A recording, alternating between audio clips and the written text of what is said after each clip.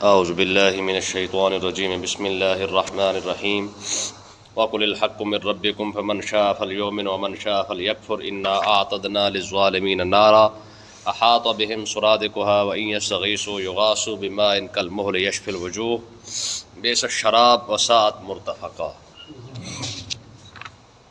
کل کے سبق کے اندر ہم نے پڑھا تھا کہ اللہ تعالیٰ نے اپنے محبوب کو ارشاد فرمایا کہ محبوب کن لوگوں کے ساتھ اٹھنا بیٹھنا ہے اور کن کے ساتھ نہیں اٹھنا بیٹھنا، یعنی یہ اللہ تعالیٰ نے اپنے محبوب کو مخاطب کیا اور ساری امت کے لیے پیغام ہے کہ اٹھک بیٹھک کس کے ساتھ رکھنی ہے اور کن کے ساتھ۔ حالانکہ دیکھیں کفار مکہ نے باقاعدہ یہ کہا تھا کہ اگر آپ ہمیں علیحدہ سے ٹائم دیں تو ہم کلمہ پڑھنے کے لیے تیار ہیں، تو اللہ تعالیٰ نے ارشاد فرمایا نہیں، یہ اگر کہتے جی علیحدہ سے ان کو ٹائم دیا جائے تاکہ امیر امیر رہے اور غریب غریب رہے، فرمایا اسلام تو آیا ہی اور امیر غریب کو ایک صف میں کھڑا کرنے کے لیے ہے، تو یہ نہیں ہو سکتا ہے۔ تو محبوب جو آئے ان غریبوں کے پاس آ کے بیٹھے تو ٹھیک ہے۔ حضرت سیدنا امام مالک رضی اللہ تعالیٰ عنہ کو ہارون رشید نے کہا کہ آپ نا میرے بیٹوں کو علیحدہ سے پڑھا دیا کریں، ٹھیک ہے؟ تو آپ نے فرمایا نہیں، یہ نہیں ہو سکتا۔ انہوں نے کہا جی پھر آپ ایسے کریں، پہلے تو اس نے کہا جی آپ میرے بیٹوں کو گھر آ کے پڑھا دے، میں سارے یہاں مسجد میں بیٹھ کے پڑھنے کے لیے آتے ہیں تو تیرے بھی بیٹے اگر پڑھنا چاہے تو مسجد میں ہی آئیں گے۔ کہا چلو ٹھیک ہے میں مسجد میں بھیج دیتا ہوں، لیکن آپ ایک مہربانی کریں کلاس سے علیحدہ ٹائم دے دیں تاکہ پتہ چلے کہ بادشاہ کے بیٹے ہیں۔ آپ نے فرمایا یہ بھی نہیں ہو سکتا۔ تو اس نے کہا جی پہلے سبق پڑھانے کا طریقہ کیا تھا امام مالک کا کہ آپ کے سامنے شاگرد پڑھتے اور آپ باقاعدہ ان کی تصحیح فرما دیا کرتے تھے کہ ہاں یہ ٹھیک ہے، یا کوئی غلطی ہوتی تو بتا دیا کرتے تھے۔ انہوں نے کہا جی آپ ایسے کریں، چلیں آپ کچھ نہ کریں، چلو کم سے کم آپ میرے بیٹوں کو خود پڑھا دیا کریں، چلو دوسروں سے بزرگ شاگردوں سے سن کر ان کی آپ تصدیق فرما دیتے ہیں، میرے بیٹوں کو سبق آپ خود آپ پڑھا دیا کریں، یعنی جو حدیث پاک کی جو تلاوت ہے وہ خود آپ کر دیا کریں۔ فرمایا یہ بھی نہیں ہوگا۔ فرمایا بادشاہ اگر تو نے اپنے بیٹوں کو پڑھانا ہے تو پھر جیسے یہ غریب کے بچے پڑھ رہے ہیں تیرے بیٹے بھی ساتھ بیٹھ کے پڑھیں گے، ٹھیک ہے؟ پھر بادشاہ نے کوئی تڑی تھوڑی دکھائی ہے، اس نے کہا ٹھیک ہے جناب ہم نے تو پڑھانا ہی ہے نا، جسے علم کی ضرورت ہوتی ہے اسے نخرہ تھوڑی آتا ہے۔ ہاں یہ یاد رکھیں، علم جب جہاں علم کی طلب ہوتی ہے نا وہاں پہ نخرہ نہیں ہوتا ہے، ٹھیک ہے؟ پھر جو نخرے دکھائے نا سمجھ لو کہ اسے علم کی طلب ہی کوئی نہیں ہے اور علم آتا بھی نہیں ہے، ٹھیک ہے؟ نخرے باز کے پاس علم نہیں آتا، یہ جا آپ یاد رکھیں، یہ اصول ہے ساری زندگی کے لیے۔ جو بندہ نخرے باز ہوگا نا اس کے پاس علم نہیں آئے گا۔ نہاد شاخ پر میں اثر بر زمین، شیخ سعدی رحمۃ اللہ علیہ فرماتے تھے کہ آپ دیکھ لیں ہمیشہ اس شاخ کو پھل لگتا ہے جو جھکی ہوتی ہے، ہمیشہ اس شاخ کو پھل لگے گا جو نہاد شاخ پر میں اثر بر زمین، فرمایا کہ جو شاخ اپنا سر زمین پہ رکھتی ہے رب اسے پھل لگا دیتا ہے، اور جو شاخ اکڑی رہتی ہے کبھی پھل نہیں لگتا، ٹھیک ہے؟ تو بہرحال کل ہم نے اس آیت کے اندر پڑھا تھا کہ اللہ تعالیٰ نے ارشاد فرمایا محبوب ہم نے آپ کے رب کی طرف سے آپ ان کو فرما دے بھی حق تمہارے پاس آ گیا ہے، جسے چاہے جو چاہے کلمہ پڑھ کے مومن بن جائے، جو چاہے کافر ہو جائے، کوئی فرق نہیں پڑتا اس سے۔ ہاں یہ بات ضرور ہے اگر کوئی شخص کفر کرے گا تو اس کا کیا ہوگا؟ فرمایا انا اعتدنا للظالمین نارا، ہم نے ظالموں کے لیے پھر آگ جو ہے وہ تیار کر رکھی ہے۔ آج زبردستی نہیں ہے، جو پسند ہے بسم اللہ، ٹھیک ہے؟ لیکن آگے کیا ہوگا؟ فرمایا ہم نے تمہارے لیے تیار کیا کر رکھا ہے، مومن اور کافر دونوں کے لیے۔ میں ظالموں کے لیے یعنی کافروں کے لیے تو ہم نے آگ تیار کر رکھی ہے، اور آگ ہے کیسی؟ میں احاط بہم سرادقها، میں کہ جس کی دیواریں اتنی اونچی کر دی گئی، آگ کی دیواریں، چاہے بندہ چڑھ کے باہر نکلنا بھی چاہے گا تو کبھی نکل نہیں سکے گا۔ سرادقها وہ اسے احاط بہم سرادقها، اس کی دیواریں اتنی اونچی ہیں کہ ان کو گھیر کے رکھیں گی، ٹھیک ہے؟ پتھر کی دیواریں ہوں تو سمجھ میں آتا ہے، گارے کی دیواریں ہو تو سمجھ میں آتا ہے، مٹی کی دیواریں تو سمجھ میں آتا ہے، آگ کی دیواریں کھڑی ہو تو پھر بندے کا کیا بنے گا؟ یہ تو تصور بھی بندہ نہیں کر سکتا، ٹھیک ہے؟ تو اللہ تعالیٰ نے ارشاد فرمایا ہم نے پھر کیا کیا ہے، آگ کی دیواریں بنا رکھی ہیں کافروں کے ارد گرد، اور ہوگا کیا؟ فرمایا وَإِن يَسْتَغِيثُوا، فرمایا کہ اگر وہ کافر جہنم کے اندر پانی مانگیں گے کہ یار کوئی ہمیں پانی پلا دے، مَا يُغَاثُ، ہم انہیں پانی ضرور پلائیں گے، لیکن کیسا ہوگا؟ میں بماء کالمہل، فرمایا جیسے تانبے کو پگھلایا جاتا ہے نا، تو فرمایا جیسے وہ اس کی صورتحال ہوتی ہے ویسا پانی ان کو پلایا جائے گا۔ ٹھیک ہے. ہاں یہ کوئی چھوٹی موٹی بات نہیں ہے. لوگ سمجھتے ہیں, اکثر لوگوں کی زبان سے نکل جاتا ہے, کہتے جی بس اسی بھی لتر پولا کھاوا گے تو نکل جاواں گے. کئی بار لوگوں کے منہ سے نکل جاتا ہے, کہتے جی اکثر بات یہی کرتے ہیں, کہتے بھائی ہمیں لتر پڑھنے. حضور علیہ السلام نے ارشاد فرمایا جہنم کا سب سے ہلکا ترین جو عذاب ہے وہ یہ ہے کہ کسی شخص کو جو ہے وہ آگ کے جوتے پہنائے جائے, تو جب وہ پہنائے جائیں گے تو اس کا سر جو ہے وہ دماغ کے اندر جو ہے وہ دماغ جو ہے وہ سر کے اندر جو ہے وہ کھولنا شروع ہو جائے گا. یعنی آپ اندازہ کریں کہ پورے جسم کی اندر اتنی ہیٹ بڑھے گی کہ اس کا دماغ تک کھولنا شروع ہو جائے گا. یہ سب سے ہلکا ترین عذاب ہے. ٹھیک ہے. اور حضور نے ارشاد فرمایا کہ وہی بندہ سمجھ رہا ہوگا کہ مجھے سب سے زیادہ عذاب دیا جا رہا ہے, حالانکہ سب سے ہلکا عذاب اسی کو ہوگا. ہماری قوم سمجھتے کہ صرف بس جُتی اٹھا کر 4 نمبر کی فرشتے بس 2-4 وہ ماریں گے, اس میں ٹھیک ہے شاباش جنت چلا جا. یعنی ہم نے سب مذاق بنا رکھا ہے جہنم کو. ٹھیک ہے. تو اللہ تعالیٰ نے ارشاد فرمایا وَإِن يَسْتَغِيثُوا يُغَاثُوا بِمَاءٍ كَالْمُهْلِ, فرمایا کہ اگر وہ پانی بھی مانگیں گے جہنمی تو کیا ہوگا, فرمایا يُغَاثُوا بِمَاءٍ كَالْمُهْلِ, فرمایا ہم ایسا پانی پلائیں گے جیسے تانبے کو پگھلایا جاتا ہے. یعنی تانبے کی پگھلا ہوا جو تانبا ہوتا ہے نا, اگر وہ کسی کے اندر ڈال دیا جائے تو کیا بنے گا, فرمایا يَشْفِي الْوُجُوهِ, فرمایا کہ ان کے منہ کو بھون کے رکھ دے گا. قریب آنے کی دیر ہوگی منہ بھون کے رکھ دیا جائے گا. یعنی جیسے وہ پانی قریب آئے گا, ظاہر آگ کے قریب بندہ منہ لے کے جائے تو کیا حال ہوگا. ٹھیک ہے. میں نے پہلے بھی آپ کو بتایا تھا, یاد رکھے یہ جو آگ ہے نا, یہ آگ ہمارے پاس جو موجود ہے اس کو تو بڑا ٹھنڈا کر کے ہمارے پاس بھیجا گیا ہے. اس آگ کو باقاعدہ ٹھنڈا کیا گیا ہے. حدیث پاک کے اندر آتا ہے کہ جب اللہ تبارک و تعالیٰ نے دنیا کے اندر آگ بھیجنے کا ارادہ فرمایا نا, تو فرشتوں کو فرمایا کہ آگ لے کے دنیا میں چلے جاؤ. جب وہ آگ لے کے آنے لگے تو عرض کی کہ پروردگار یہ آگ تو دنیا جلا کے رکھ دے گی, اسے ٹھنڈا کیا جائے. وہ کیا کریں, میں پہلے اسے 1000 سال ٹھنڈا کیا گیا ہے. اس آگ کو کتنا, 1000 سال ٹھنڈا کرنے کے بعد پھر اسے چیک کیا گیا ہے. ٹھیک ہے, کہ یار اب یہ استعمال کے قابل ہے کہ نہیں ہے. ٹھیک ہے. جب فرشتوں نے اسے چیک کیا تو پھر بھی عرض کی پروردگار ابھی بھی یہ استعمال کے قابل نہیں ہے. یعنی اتنی تیز ہے کہ یہ ابھی انسانوں کے استعمال کے قابل اب بھی نہیں ہے. تو اللہ تعالیٰ نے ارشاد فرمایا اسے پھر ٹھنڈا کرو. ٹھیک ہے. اب اسے پھر ٹھنڈا کیا گیا, پھر 1000 سال تک ٹھنڈے ہوتی رہی. ٹھیک ہے.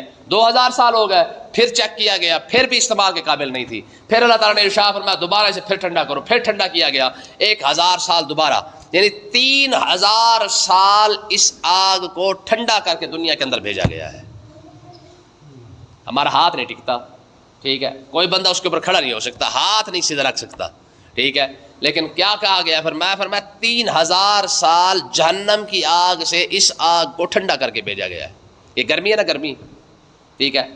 2 منٹ بندہ باہر نہیں کھڑا ہو سکتا. لیکن حضور نے کیا ارشاد فرمایا, یہ جہنم کا ایک سانس ہے. جہنم کا ایک سانس. پتہ ہے ہم لوگ جہنم کو سمجھتے کچھ نہیں, ہم کہتے ہیں بس ایم ہی ہے. ٹھیک ہے. اور ہمارے نعت خواہ وہ تو کہتے ہیں جی مجھے دیکھ کر جہنم کو بھی پسینہ آ گیا ہے. تیریا خیرہ. ٹھیک ہے. ایک خبیث قسم کے لوگ ہیں کہ ان کو بکواس کرتے ہوئے شرم بھی نہیں آتی کہ ہم کیا رہے ہیں. ٹھیک ہے. اس کا ایک سانس, حضور نے ارشاد فرمایا کہ جہنم نے اللہ کی بارگاہ ایک تسبیح عرض کی کہ پروردگار میں اپنے آپ کو ہی کھائی جا رہی ہوں, تھوڑا سا سانس لینے کی اجازت عطا فرما. ٹھیک ہے. تو اللہ تعالیٰ نے اسے سانس لینے کی اجازت عطا فرمائی, ایک ٹھنڈا اور ایک گرم. لو اس نے 2 سانس لیے جس کی وجہ سے اللہ تعالیٰ نے دنیا کی سردی اور گرمی کو بنایا ہے. نہ آپ سردی برداشت کر سکتے ہیں نہ آپ گرمی برداشت کر سکتے ہیں. یہ جہنم کے 2 سانس ہیں. یہ کیا ہے, جہنم کے 2 سانس. اب جس کے 2 سانس یہ ہے, یہ گرمی اور سردی ہے, تو باقی اس کا حساب کتاب کہاں پڑا ہوا ہے. ٹھیک ہے. تو اللہ تعالیٰ نے ارشاد فرمایا یشفی الوجوہ, فرمایا جیسے ہی وہ پانی پگھلا ہوا تانبا جب ان کے قریب کیا جائے گا تو ان کے جناب اللہ کیا کرے گا, منہ کو بھون کے رکھ دے گا. اور بے شک شراب, اب رب نے ارشاد فرمایا یار کتنا ہی برا پینے والی بات ہے. یعنی جو لوگ پیئیں گے انہیں پتہ چلے گا کہ یار ان کے ساتھ کیا بن رہا ہے. اور سات مرتفقہ, رب نے ارشاد فرمایا پینا بھی کتنا برا ہے اور ٹھکانہ بھی کتنا برا ہے. یعنی رب نے تو ہدایت عطا فرمائی ہے, قرآن عطا فرمایا, نبی بھیجے, سب کچھ کیا ہے نا کہ شاید یہ بچ جائے. نہیں بچا تو یار رب بھی ہمدردی کر رہا ہے. فرمایا یار کتنی بری بات ہے یا برا ٹھکانہ ہے جو اسے ملا ہے, نہ لیتا. ٹھیک ہے. یہ دیکھیں نا حدیث پاک کے اندر آتا ہے, فرمایا جب قیامت والے دن کافروں کو جہنم میں ڈالا جائے گا نا, جہنم میں ڈالنے سے پہلے انہیں جنت کے اندر محلات دکھائے جائیں گے. جنت کے محلات, کافر سے کہا جائے گا کہ یہ محل دیکھ رہا ہے یہ تیرا تھا. کتنی بڑی بات. وہ اگلا دیکھ لے وہ بھی تیرا ہے, یہ باغات بھی تیرے تھے, یہ فلانی شے بھی تیری ہے, فلانی شے بھی تیری تھی. اگر تو ایمان لے آتا, کلمہ پڑھ لیتا اور عمل کر لیتا تو اللہ تعالیٰ یہ سارا کچھ تجھے عطا فرما دیتا. کتنی حسرت بڑھ جائے گی. تو اللہ تعالیٰ نے ارشاد فرمایا یہ ٹھکانہ بھی برا, جہنم ظاہر ہے کوئی اچھی شاید تو نہیں نا, ٹھیک ہے, جہاں پہ کافروں کو عذاب, یہودیوں کو عذاب, گناہ گاروں کو عذاب دیا جا رہا ہے. تو اللہ تعالیٰ نے ارشاد فرمایا نہ ٹھکانہ اچھا ہے نہ ہی پینے والی شے اچھی ہے. اب کیونکہ اللہ نے ارشاد فرمایا تھا جو دل کرے مومن بن جائے, جو دل کرے کافر ہو جائے, یہ تو کافروں کا عذاب ہے. اب ذرا مومن کا دیکھیں, فرمایا ان الذین آمنوا وعملوا الصالحات, فرمایا ہاں وہ لوگ جو ایمان بھی لائے اور ساتھ نیک عمل بھی کیے. اب آئی وہ بات کہ نہیں آئی ہے, جہاں ایمان کی بات آئے گی وہاں پہ عمل کی بات ضرور آئے گی. ہمارے پلے نہ ایمان ہے نہ عمل ہے, دونوں چیزیں نہیں ہیں. جو مرضی جس کو مرضی چاہے آگے لگا لے, چار باتیں کسی کی سنیں گے وہیں سے پھسل کے اس کے ساتھ ہو جائیں گے. یعنی ایمان بھی پلے نہیں رہا ہے. آپ دیکھ لیں سوشل میڈیا پہ کوئی بندہ مشہور ہو جائے, 2 ویڈیو لگا دے, 2 باتیں سنا دے, ساری قوم اس کے ساتھ چل پڑتی ہے, کہتے ہاں بھائی یہ بندہ بالکل ٹھیک ہے, ٹھیک ہے. تو اللہ تعالیٰ نے کیا ارشاد فرمایا, فرمایا شرط کیا ہے, ان الذین آمنوا, فرمایا جو لوگ ایمان بھی لائے, وعملوا الصالحات, صرف خالی ایمان لا کر کلمہ پڑھ کے عاشق رسول سرکار کی امتی, ٹھیک ہے, کہتے کہ نہیں کہتے, ٹھیک ہے. کل بھی بندہ کہہ رہا تھا کہ ہم تو سرکار کی امتی ہے, تو کچھ نہیں ہوتا. بھئی ہمیں کچھ نہیں ہوتا ہے, سرکار کی امتی 72 فرقے تو جہنم کے اندر جا رہے ہیں, پیچھے تو بچا ہی ایک ہے, اور سارے کے سارے سرکار کی امتی ہے. بات سمجھے کہ نہیں آئی ہے. حضور نے کیا ارشاد فرمایا, فرمایا کہ میری امت کے اندر 73 ہوں گے, 72 تو ویسے جہنم میں جا رہے ہیں. اور حضور نے امت کا لفظ استعمال کیا ہے. میں ہوں گے بھی میری امت کے, ہوں گے بنے گی بھی 73 فرقے, لیکن ان میں سے 72 خیر سے جہنم میں, پیچھے بچ کیا گیا, ٹھیک ہے. تو کہنے کا مقصد یہ کہ اب اللہ تعالیٰ نے کیا ارشاد فرمایا, فرمایا آمنو, ایک تو ایمان بھی لائے, وعملوا الصالحات, ٹھیک ہے. عاشقان رسول خالی بن کے نہیں بیٹھ گئے, نہ غلامی رسول میں یا بھی قبول ہے واہ بھی قبول ہے, غلامی رسول میں کچھ بھی قبول کوئی نہیں ہے, خالی نعرے مارے اور گھر, ٹھیک ہے. بنانا عامل الصالحات, صرف ایمان لا کے نہیں بیٹھے ہیں, عمل بھی ساتھ ساتھ کیا ہے.